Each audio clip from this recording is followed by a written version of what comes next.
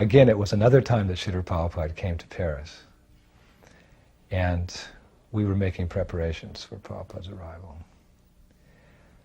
And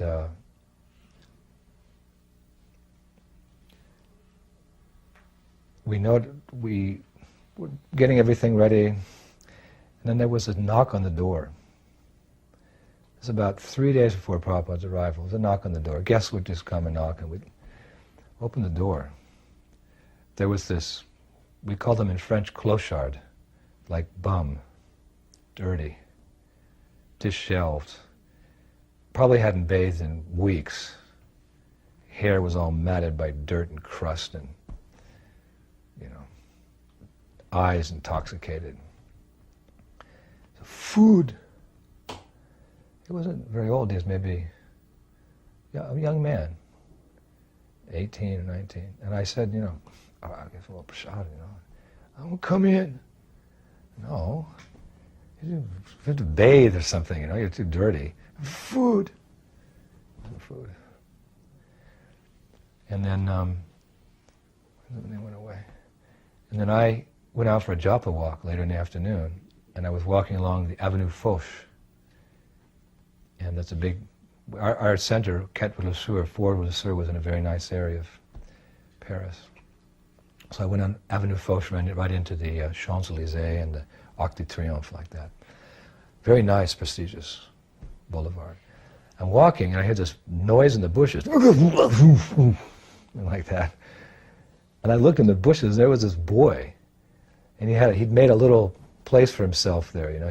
I'd heard later from devotees that he'd been there for a few days. He had like some newspapers down the ground. He was sleeping there, making some noises.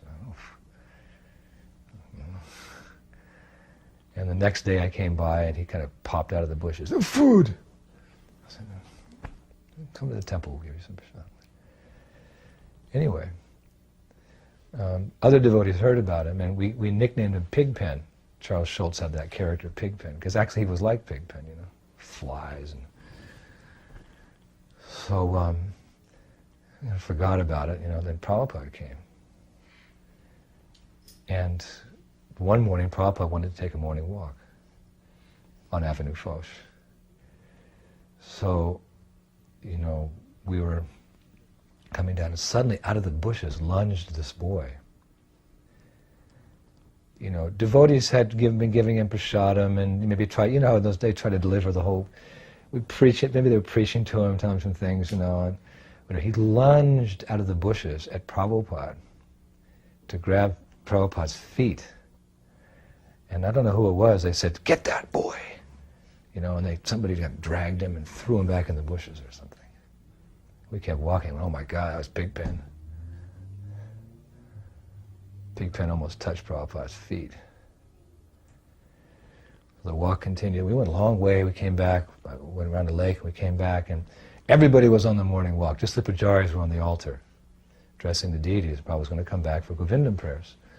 So we came back, and I noticed, because, we closed the door, because I didn't want anyone to come into the temple, the door was open. Somebody had come in while we were away. He left it open, wide open. We came in the reception with Prabhupada. We came into the temple room, and I was right next to Prabhupada. We walked into the temple room, and there was Pigpen. And he lunged and he grabs Prabhupada's feet. And somebody says, "Get that!" And Prabhupada says, "No."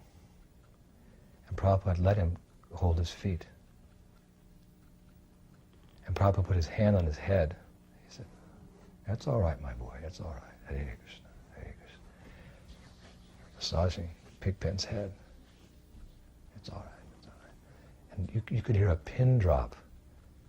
The devotees nobody was moving. They just, whatever position they were in, they're just stunned and they're watching. It's all right, my boy. And then Prabhupada said, "All right, Hare Krishna." And then Pigpen kind of fell back. And then Govindam Hare Purusham Dhamma, like this. And then the temple was crowded, and Pigpen was sitting in the middle of the floor like this. And then Prabhupada sat down, and nobody would dare move him out of the temple room because we'd seen how Prabhupada was so affectionate towards him. So Prabhupada sat down, he started giving class and everything, and then the class was over, and then everybody kind of went, and then somebody said, well, Pigpen should leave. And some of the devotees said, no, Prabhupada gave him some mercy, let's see. So Pigpen, you want to stay? Taking a lot of drugs. So some devotees want to throw him out, so I said, okay, take him upstairs and clean him up. They took him upstairs and gave him a shower, and and they put him in a dhoti, kurta, everything. I didn't recognize him when he came downstairs, but he still couldn't speak very good. So he just kind of stayed around, and he just kind of stayed around that day, and then he spent the night, and we can't have him around, he can't do anything, and then Pigpen started doing like cleaning things. So he kind of endeared himself to devotees, like they started cleaning. And whenever we go to him, we'd say, Pigpen, how you doing? Oh, Prabhupada saved me. Prabhupada saved me. Okay, Pigpen. Well, okay, yeah, Prabhupada saved me. So then he kept staying around and started chanting. Okay, Pigpen. And then a couple of weeks later, it was time for me to go on traveling Sankirtan in my van. Went out, packed the van, the doors are open, we're packing the van there. And then some more book came out, and Pigpen was sitting in the passenger seat, the front passenger seat. I said, Pigpen, what are you doing here? He said, going to Sankirtan. I said, Pigpen, you're doing a good job cleaning the temple, Going to Sankirtan. I said, Pigpen, why? He said, Prabhupada saved me. And I went, oh, Pigpen. All right, we'll give you a chance. You come out and you can clean the van. So he said, all right. We had to get his things together, to go upstairs and get his little things together and put them in the van. He was just sitting there. So then we left. Pigpen in the front seat. I was driving, looking over, and oh God, look at this guy. And he got in a book bag. He put some books in it. So in those days we were doing the parking lots. So we got to the parking lot, and we're getting our book. And the first one out of the van was Pigpen in his dhoti.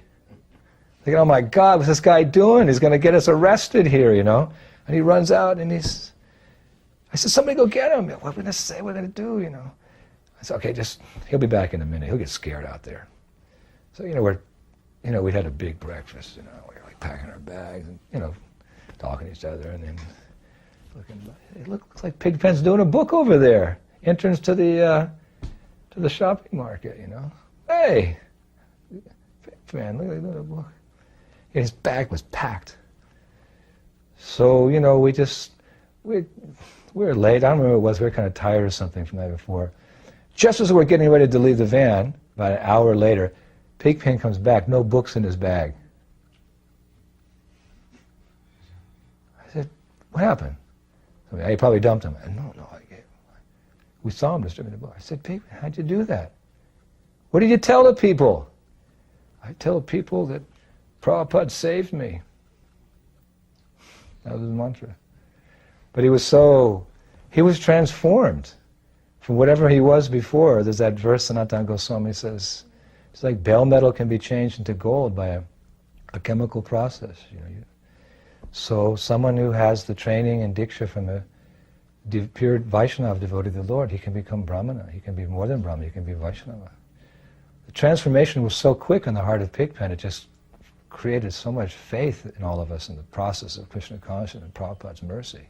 Prabhupada transformed that boy, just rubbing his head. It's all right, boy. It's all right, my boy. Hare Krishna, all right. What Prabhupada gave that boy during those 20 seconds, who can understand? He reached it, Prabhupada, grabbed his feet. And he was holding on to Prabhupada's feet in the temple room. this. So then P.K. became a big book distributor. Speech cleared up, and he started talking nicely, started giving classes, and eventually he took initiation. And his name was Prabhupada Das. And for many, many years he was with us in France. And then, after some years, the French yatra changed, and I left, and he left, and I haven't seen him since that time. But I did receive some news that years later he was distributing books in America, in New York. This was a good, 20 years ago or something. But all glories to Srila Prabhupada's mercy to transform the Jagai and Madhais of the modern day, the modern era. Hare Krishna.